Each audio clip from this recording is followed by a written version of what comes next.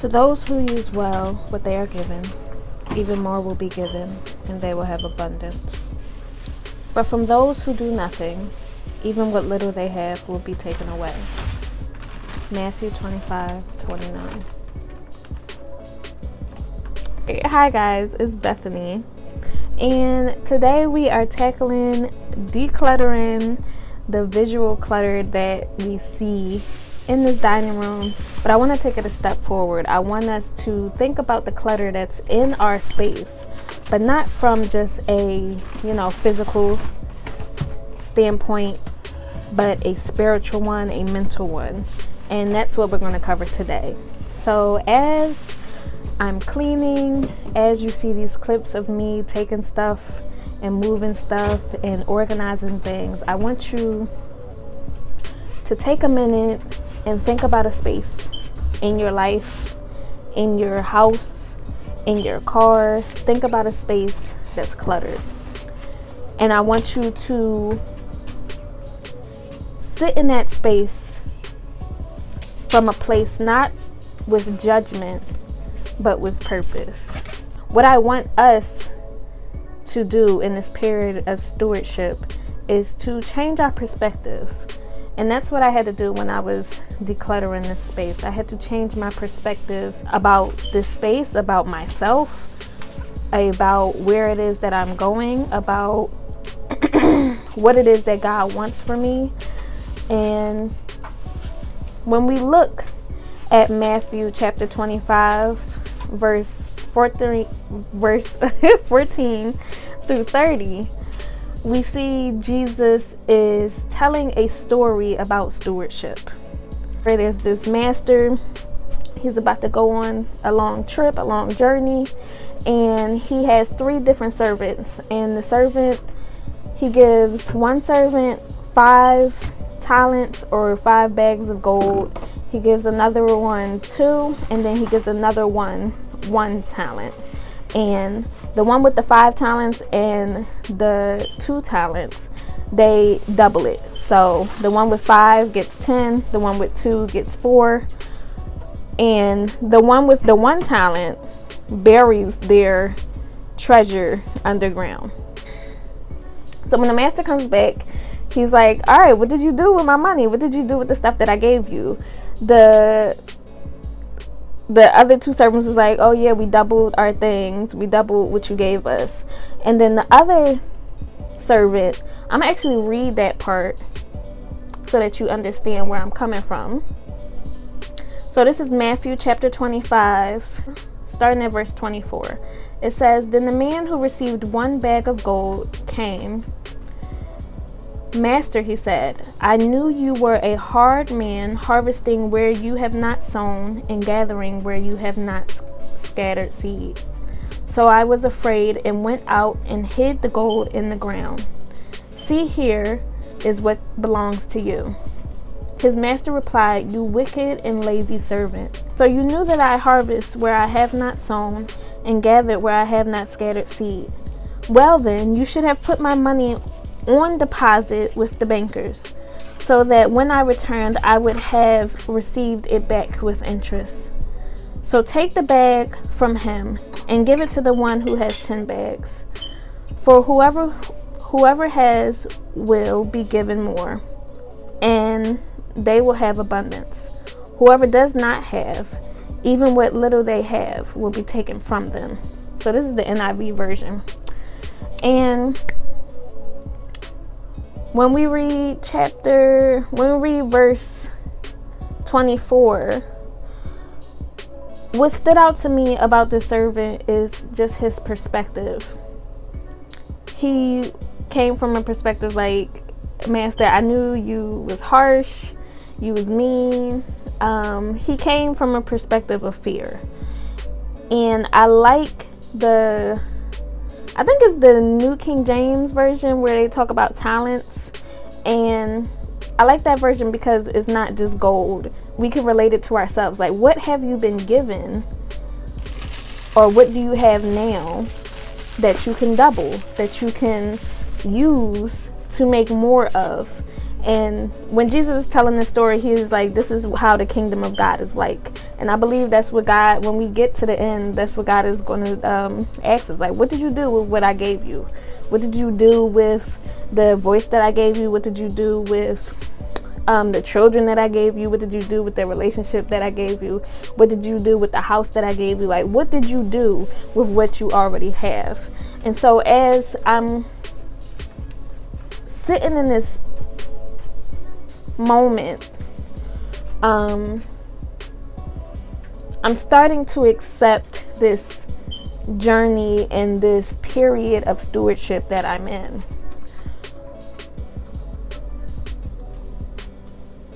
As we're waiting to, and we're saving for our own house, I constantly think about, or what constantly comes to mind is like, what are you doing now? Like, what are you doing with the home that God has given you?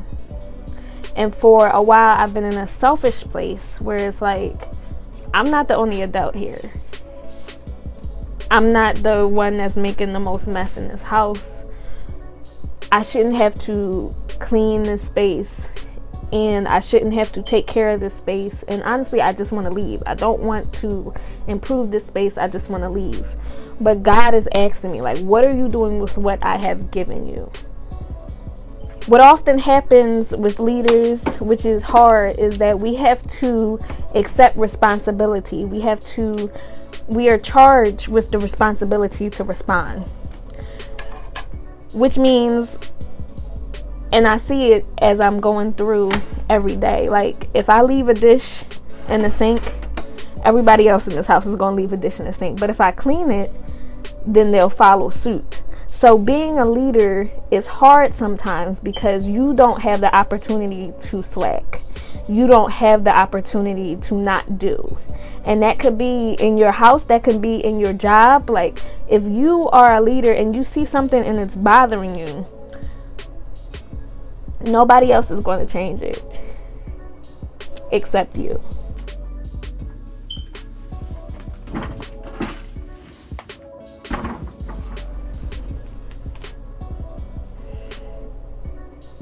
And so I wanted this video to be more than just like a cleaning video, more than just like, this is how you do this, and I'll give you some tips for cleaning.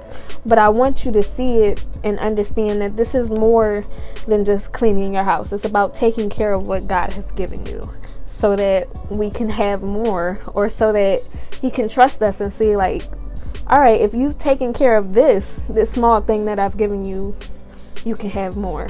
And a lot of times I believe that we're always in the state of wanting more. We're always in the state of like, I can't wait until I get this new car, until I get that relationship, until I get this, that, and the third. But what are you doing with what you already have? If you're waiting to get married, what are you doing in your period of singleness? How are you handling your relationship with Christ? If you can't steward over that relationship, why would God trust you with another relationship with another human?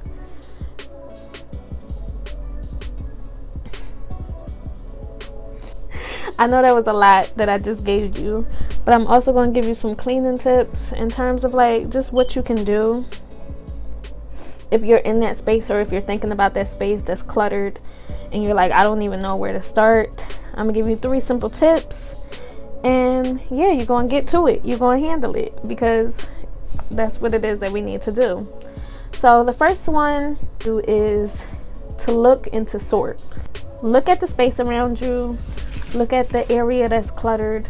And as you're looking at it, sort the different things. As you're cleaning it up, sort the different things. It can be trash, donate, and keep.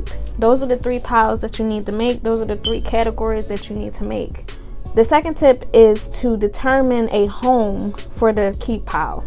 Everything in our home needs a home. If everything in our home has a home, then it won't be cluttered. Because if everything has a space, like if every item in your house has a space where it belongs, then it won't be cluttered. I feel as though when we don't know what to do with something, that's when we just put it anywhere. when something doesn't have a specific home, like if you don't have a specific bin to put your mail in, the mail's just going to be on the couch. If you don't have a specific place to put your shoes, the shoes are just going to be wherever it is that you throw it. So you have to have a home for the things in your home. And then tip number 3 is dealing with the donate pile. A lot of times we put stuff in bags and we're like, oh yeah, I'm gonna donate it. But you have to determine the date and the destination beforehand. Like as you're cleaning it up, you could also research, and I've researched some places that I could donate this food to. I'm gonna tell y'all the story afterwards. But I researched some places where I can donate this food to, and I put a date in my phone and an alarm in my phone, like this is what time I'm going to go to that place. I feel like if we actually put a time and a date on it, we'll do it, because we know what we're going to do. It's not just sitting in the back of our car. We have a destination, we have a date, and we have a time, and we know exactly where this stuff is going. So those are the 3 things. You got to look and you got to sort. You have to find a home for your keep pile. And number 3 is determine the destination and the date. All right, so let me get into this story, y'all. So I'm cleaning. Y'all see me cleaning in this video. I do all this, and a little bit about my story. Like, I'm blessed to be able to live in a situation where I can live rent free while we save up to get our own house. I know that's not the case for a lot of people, and I know that I'm blessed to have a space where I can live rent free and save so that we can get our own space. But the blessing also comes with its shortcomings. So my grandfather is a low-key hoarder. Like he's like a low-key hoarder, to the point where like I have to wait until he leaves the house in order to get rid of stuff, because he always finds an excuse to keep it. So I'm cleaning. Y'all see me cleaning in this video. I'm putting the I'm sorry, because I want to tell y'all, but it's just like, why? So I'm putting the expired food away in the trash where it belongs, and then I'm taking the other cans which he was not using. This man has 1,000 other cans in the living room that he still isn't using. These cans that were underneath the table in this bag that he was not thinking about, I put in the bag and I put it next to the door. And I went upstairs after I cleaned, after I mopped. I went upstairs and because I had to finish a video, and I just wanted to take a nap, take a nappy nap. If you're living with a hoarder, I recommend that as soon as you get the stuff that you need to get it out the house.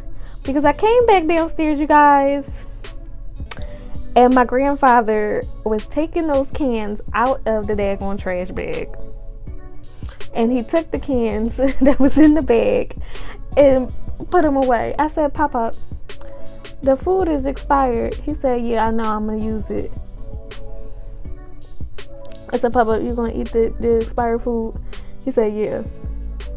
I just looked at him and I just said, okay. Because I was just like, you know what? This battle is not mine. It's the Lord's. So I'm going to keep going. I'm going to keep pushing. I did what I wanted to accomplish. I cleaned the dining room. I mopped the dining room. And God is just going to have to handle that situation. I say all this to say, like, it's funny, but it made me think about, like, the psychology of, like, cleaning, like, the psychology of hoarding. Like, why do we hold on to things that we do not need? Why do we hold on to just stuff that does not add to our lives? And so I've been doing some research on that. I'm gonna get some books about it, and I want to share it with you guys because I think it'll help us. I think it'll help us clean and create healthier spaces for us, because that's the goal, like, to have a space that makes us feel good. Like, when you come in your house, you don't want to see clutter. You want to feel good. You want to feel like a place You want to have a place to relax and to be yourself. A lot of times our physical state reflects our mental state, which means if we have things in our mental, like if our mind is cluttered, then it's naturally going to come out in our physical space. And I'm at a point where like I'm cleaning up the stuff that's in my mind. I'm cleaning up my baggage. I'm cleaning up my issues, my mental issues. I'm on that path, and it's kind of frustrating because the people around me aren't on that same path. And it's just like, it's getting frustrating because it's just like, I don't understand why you don't see that this is not helping your life. But I'm trying to be passionate. I'm trying to be considerate. Not passionate.